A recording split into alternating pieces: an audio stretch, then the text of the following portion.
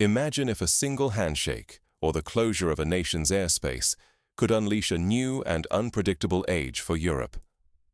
At this very moment, the continent balances on a knife's edge. London scrambles to arrange urgent talks with Volodymyr Zelensky, while Western leaders debate in hushed tones. Is Vladimir Putin about to claim a victory that will echo through history? Let us pause and recall.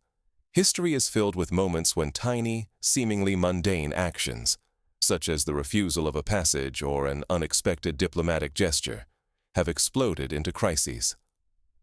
Think back to the summer of 1914, when the assassination of an archduke in Sarajevo triggered the First World War, not because of the act itself, but because of the network of alliances and misjudgments that followed. Now, in the 21st century, a single flight path could hold similar weight. Suddenly, Putin's planned flight to Budapest ignites a crisis thousands of feet above Europe. Governments argue in secret. Should they allow Russian passage or slam their borders shut?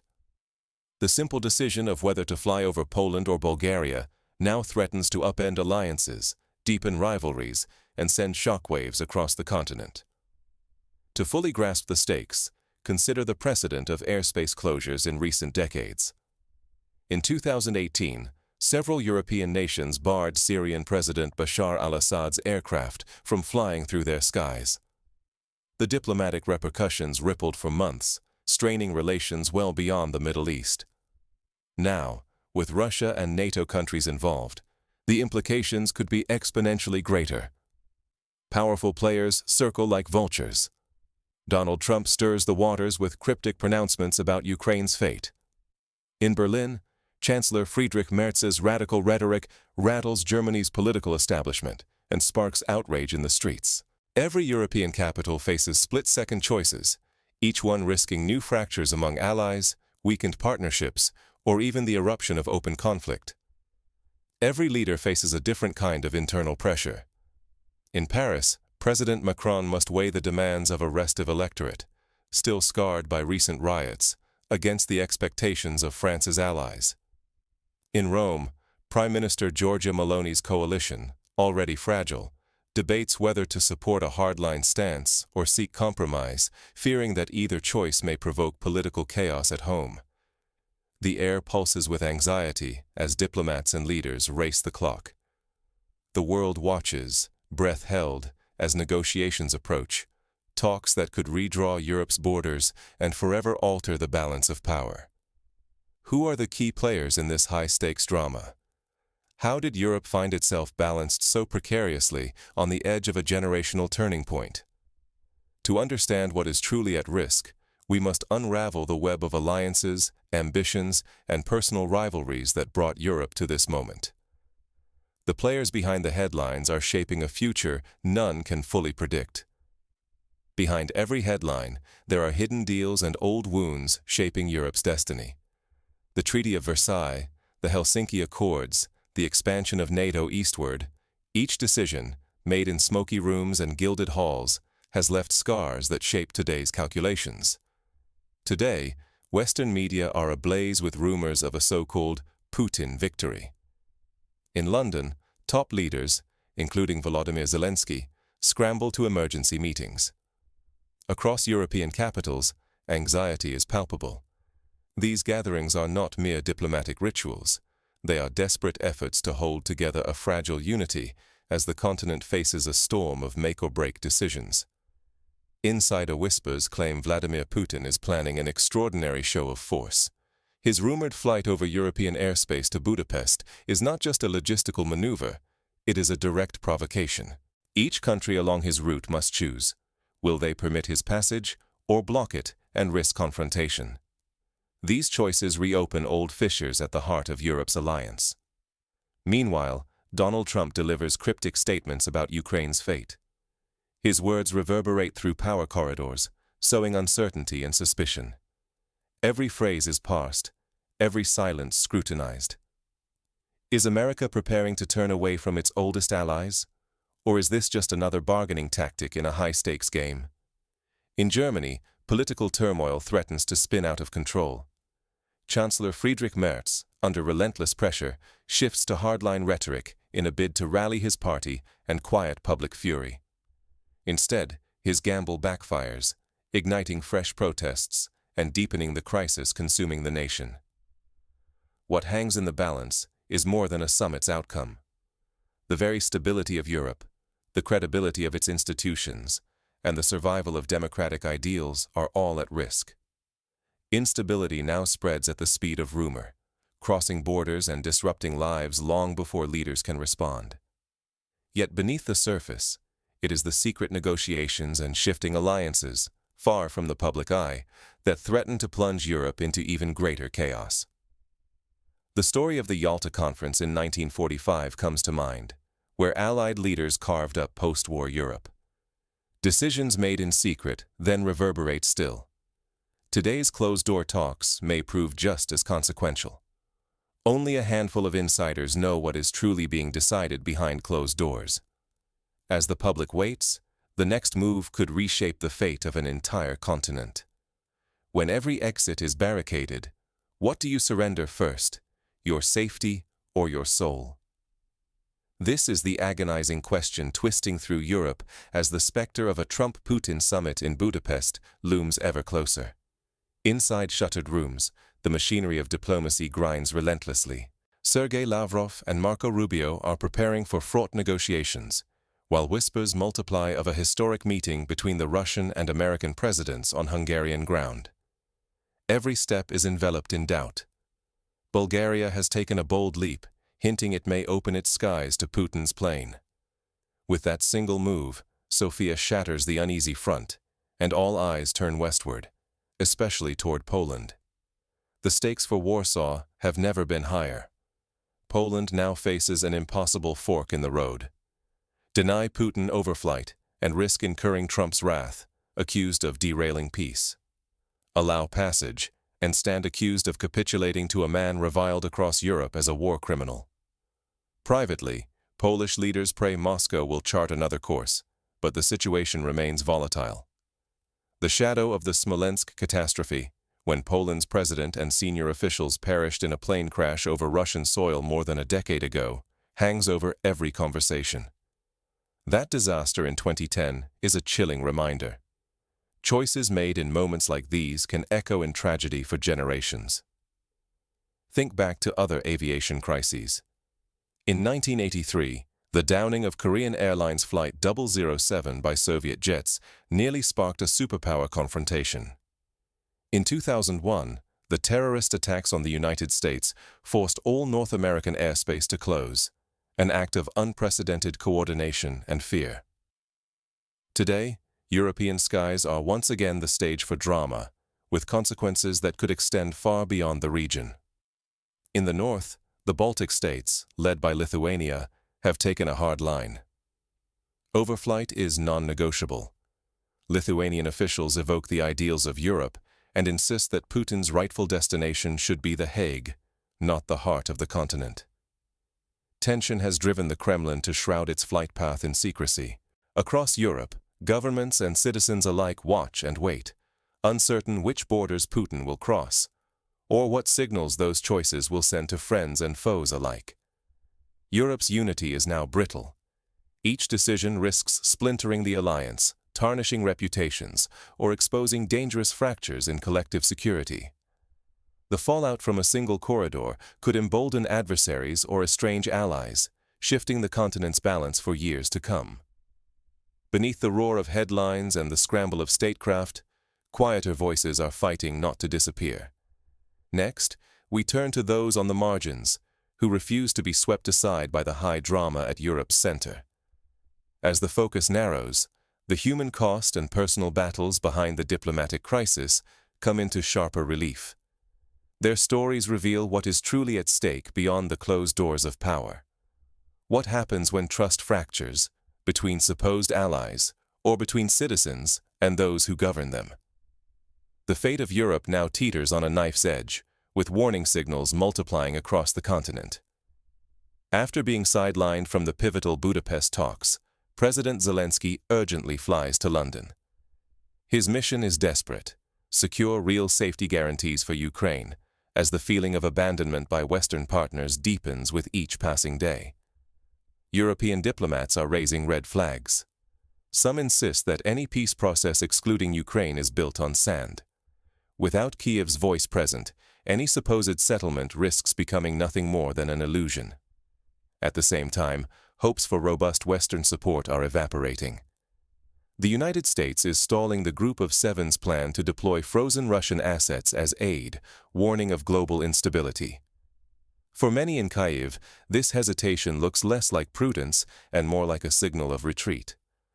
On the front lines, Ukrainian morale is stretched to its limits. Recent surveys show public trust in Western allies has plunged. Most Ukrainians now believe they are being forced toward an unjust peace. Consider the psychological toll. After years of war, many Ukrainian families have been split or displaced. Children attend underground schools, and villages near the front lines are sometimes rebuilt, only to be shelled again days later. For these people, the idea of a rushed or unfair peace is not abstract. It is a matter of life and death. Fresh uncertainty radiates from the United States. Donald Trump's ambiguous statements about American commitment to Ukraine send new waves of anxiety through European capitals already beset by political crises. Confidence in both the United States and the European Union is slipping. New polling reveals a clear majority of Ukrainians no longer trust the West to defend their interests without sacrifice. The fear is that growing rifts might unleash renewed violence, economic upheaval, and further undermine the democratic ideals that once held Europe together. If trust keeps unraveling and alliances crumble, the fallout could be severe. More conflict, financial shocks, and the weakening of Europe's democratic institutions. History offers sobering parallels. In the 1930s, the failure of Western powers to stand firm against fascist aggression led to the collapse of Czechoslovakia and ultimately to the Second World War. More recently, the wars in the Balkans showed how quickly ethnic and political tensions can spiral out of control when international unity falters. As Europe's leaders scramble to hold the line, the question becomes, who will step up before the window for meaningful action closes? The next moves may determine the continent's fate for a generation. How can everyday citizens find clarity, or have any impact, when power shifts quietly behind closed doors? In moments like these, it is natural to feel powerless, even overwhelmed.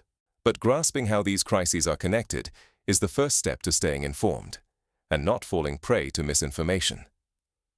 Consider Germany. The political ground there is shaking as Chancellor Merz's hardline rhetoric fuels the far-right's surge. This is not mere political theater. When mainstream leaders echo extreme views, it legitimizes fringe movements, splintering society and eroding stability. For Germans, and all of Europe, it is a stark reminder to hold leaders accountable for their words, not just their deeds. In practical terms, this means participating in civic life, attending town halls, writing to representatives, or volunteering for organizations that promote dialogue. In Weimar Germany, the failure of civil society to check extremism paved the way for disaster. Today, every voice raised in defense of democracy matters. Across the border in France, faith in institutions has been rocked to its core. Former President Sarkozy's unprecedented prison sentence sends shockwaves nationwide. It signals that no one is above the law, yet it also exposes deep cracks in the political system and magnifies the uncertainty many Europeans now feel. Think back to the Dreyfus affair at the turn of the 20th century, when the wrongful conviction of a Jewish army officer exposed deep divisions in French society. The lesson is clear. Public vigilance and a free press are essential to prevent miscarriages of justice and to rebuild public confidence. Even at the front lines, scandal seeps in. In Ukraine, a sweeping police corruption case has ignited urgent questions about law, order, and trust during wartime. For Ukrainians and observers everywhere, the message is clear. Vigilance and transparency are vital when the stakes could not be higher. Not every development is grim. In Uzbekistan, a rare surge of unity has appeared as the country hosts a landmark UNESCO summit, using it to strengthen its global standing. It is a reminder that diplomacy and cultural engagement can still forge bonds, even as turbulence spreads elsewhere. Meanwhile, new research is overturning old assumptions about masculinity and emotional well-being. Studies now show that men who build strong, supportive relationships are not just happier, but far more resilient during crises. This lesson transcends borders, highlighting the enduring value of empathy, community, and honest dialogue. To ignore these converging crises is to risk being swept away by apathy, fear, or disinformation. But by connecting the dots across politics, trust, and social change, you can stay ahead of the headlines and safeguard what matters most: your values, your freedoms, your future. But what happens when these pressures collide, not just within countries, but across the entire continent? The answer may determine Europe's fate for generations. Consider a scenario. If Poland refuses overflight and Putin's aircraft diverts south, it may strain relations not only with Moscow, but with Washington as well. Trump, eager for a diplomatic win, could threaten to withdraw American troops from Eastern Europe, leaving NATO's eastern flank exposed. Such a move would embolden Russia and unsettle countries like Estonia and Latvia, which depend on Western deterrence.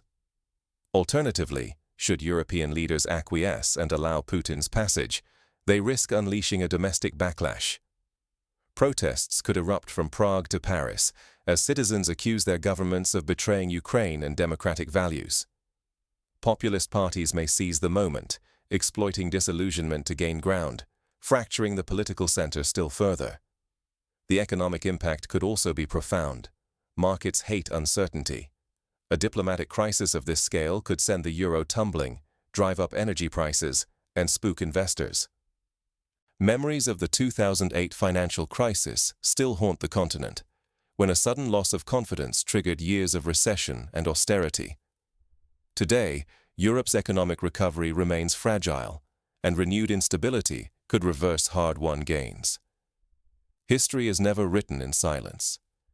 It belongs to those who pay attention, who refuse to look away when the world tilts on its axis. Europe now stands at a crossroads that will echo across generations. In quiet chambers and crowded living rooms alike, choices are being made.